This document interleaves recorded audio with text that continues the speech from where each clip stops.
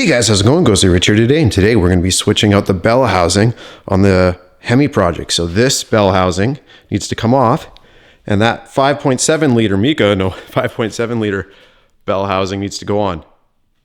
It's okay, Mika. It all goes back together.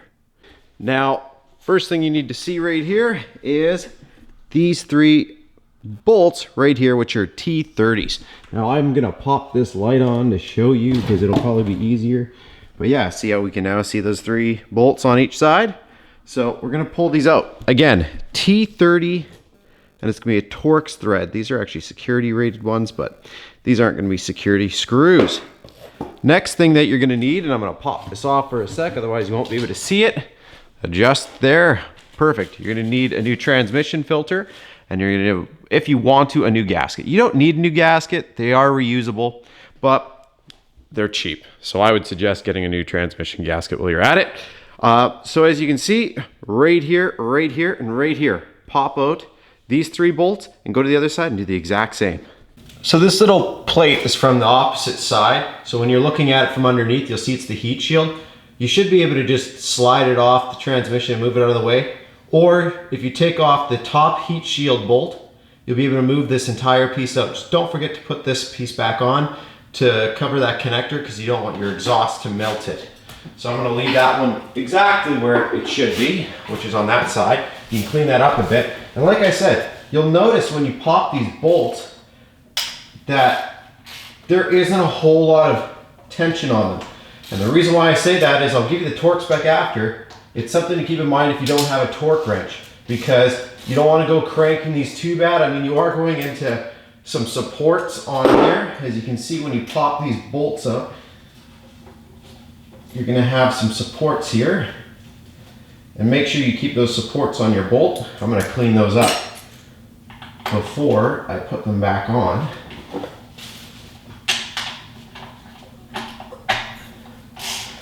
I will actually be doing a bell housing swap on this because I'm using this on my 5.7 liter Hemi project. So it might look a little different in the end. As you can see, my pan is already coming down. This is good to note because you're gonna have fluid in here, so it's gonna start making a mess. That's why I put this underneath here. But chances are, I'm gonna be honest with you, you're not gonna catch it all. It's gonna make a mess, so make sure you have some rags ready. Now mine's probably gonna be a little bit emptier than yours because I had to disconnect my tranny lines, and there's fluid in there and there's fluid everywhere else. So just keep that in mind that I've definitely drained mine a little bit, but still, even then, when we go to pop this down, you can see all that fluid in there. So, and of course I just put the gasket in it. Go me. Pour it into the bucket and get it out of the pan, just like so.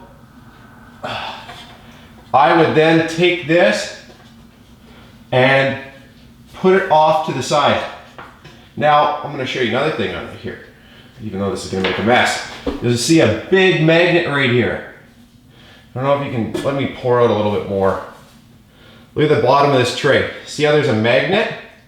What this magnet's for is to collect any metal that falls into the tray. You'll see some sludge in here, that's normal.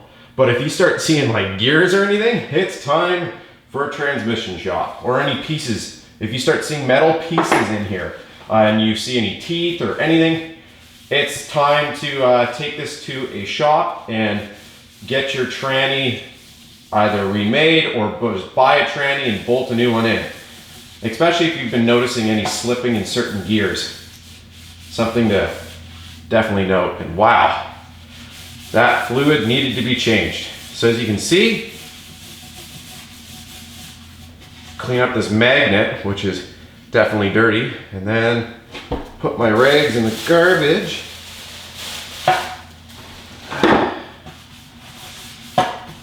And like I said, polish up your tray.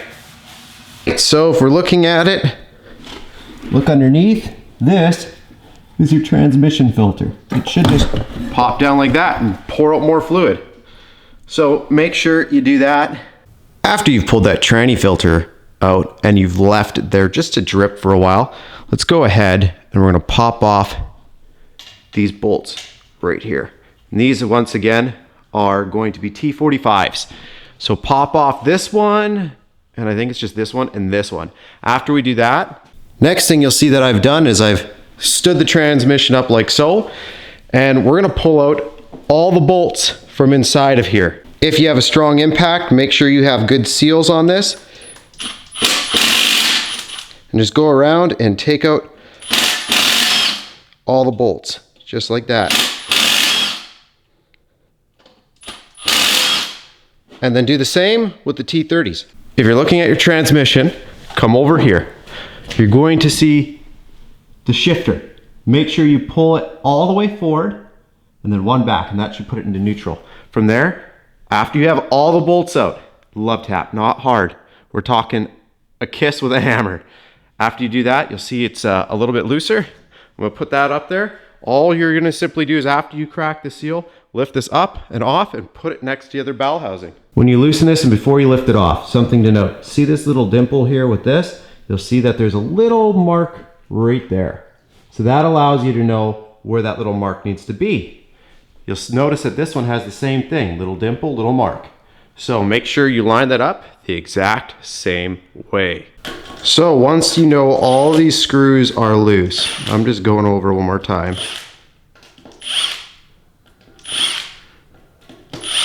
Okay, good. They're all off. You'll see one little indent in here and just pop up. Just like that. Not much. You just need to break the seal and then wiggle. Keep wiggling. The gasket will probably come with it, just like that. And lift it up with the gasket and put it right down. Or you clean off your gasket. Yes, this is reusable. Look how straight that is. Hey, Mika? Straight as a blade.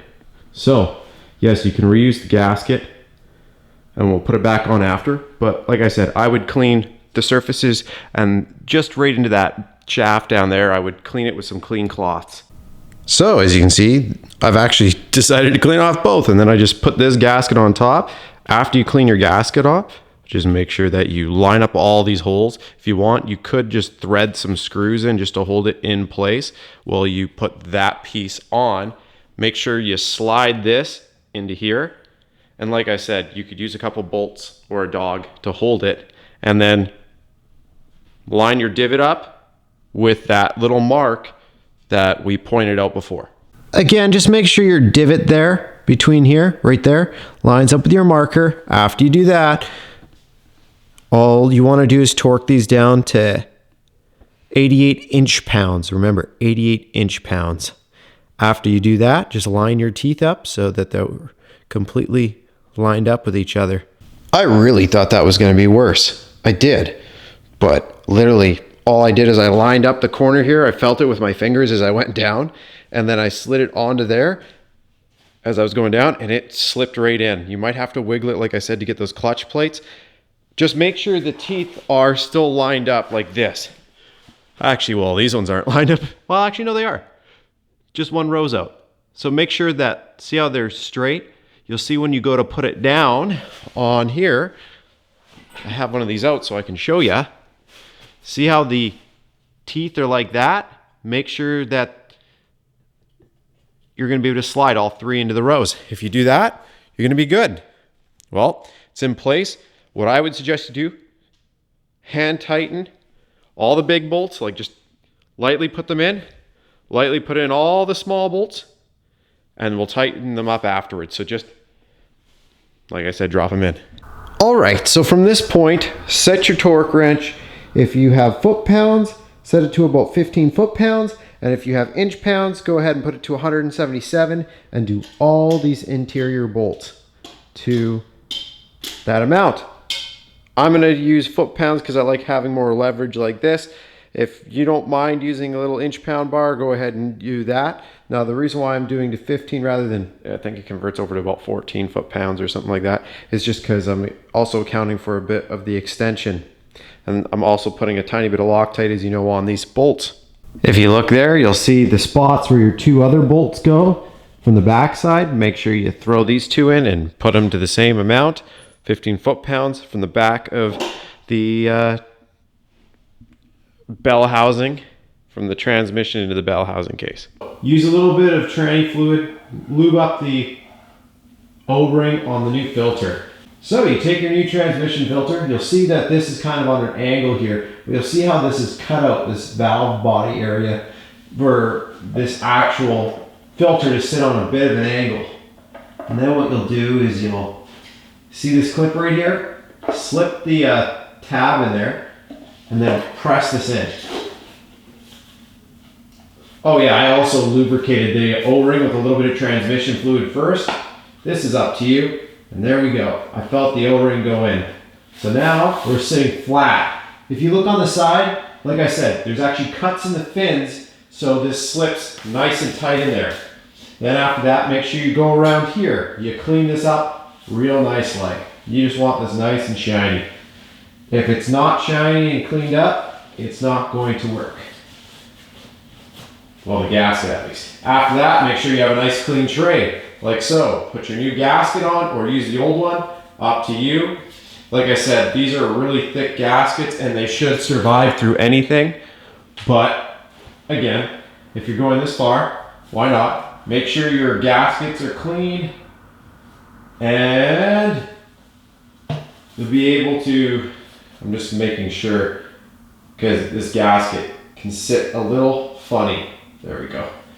Now, this will go over everything. Make sure before you sink it down with the clips, there we go. That's how we clean the whole thing, so that way if it's sliding around. From here, if you want to, go ahead and actually I'm gonna put the centers in first. Now remember, aha, that was actually it. I'm glad I didn't just make a fool of myself. That's the one where you have to put the heat shield to protect your plug. So remember, the one that goes right by your plug is the heat shield one. Right there.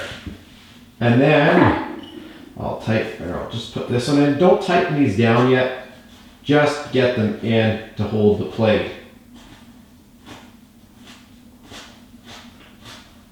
Again, I flipped this up so that way I could show it to you guys a little better for putting this pan back on, rather than having it on the jack stand this time. And right here.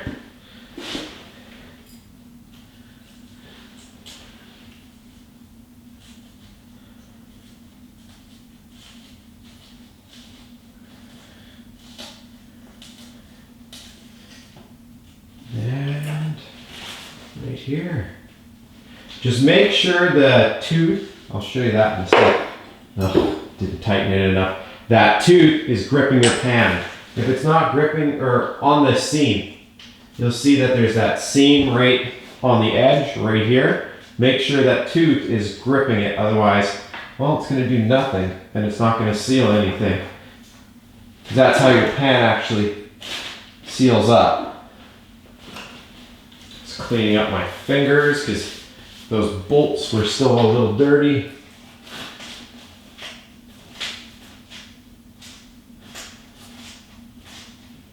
There's my little extension.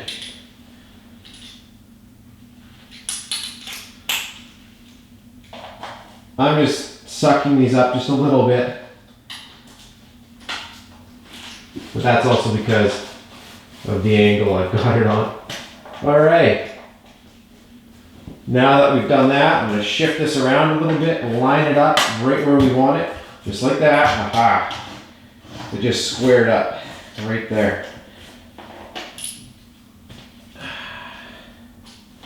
Like I said, it's a whole little shifty thing, but doing this and spending the extra second means we'll get a good seal.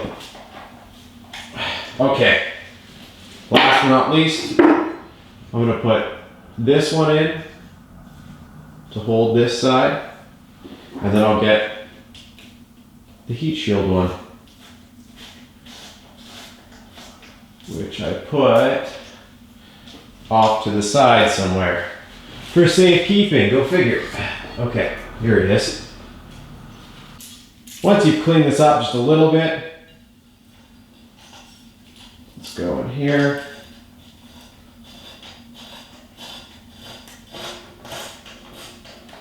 Again, yours would be hanging right here anyway if you're not doing what I'm doing, because there's one heat shield screw at the top, so if it's just dangling there, just bend your heat shield back over and put it on there.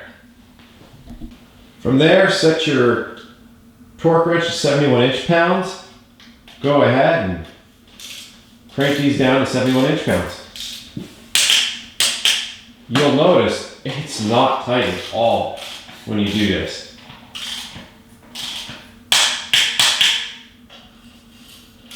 Which means don't crank it by hand if you can avoid it. Because doing these by hand, you're probably going to over torque them.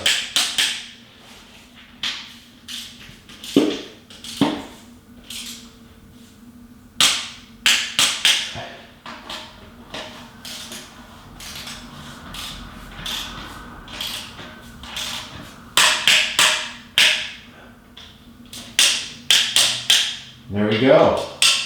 That's it. I'm actually quite surprised at how little amount these take. There you go. New bell housing is installed. We changed the transmission fluid filter as well, which I highly suggest you do anyway. And biggest thing about doing this too is keeping your torque converter nice and safe. Keep dirt and stuff out. I'm not going to put the torque converter back in there yet because I'm going to switch to synthetic, probably some Lucas Redline or something like that. And I just want to keep this nice and smooth feeling, and it's going to be a lot more temperature going through there. So it's up to you.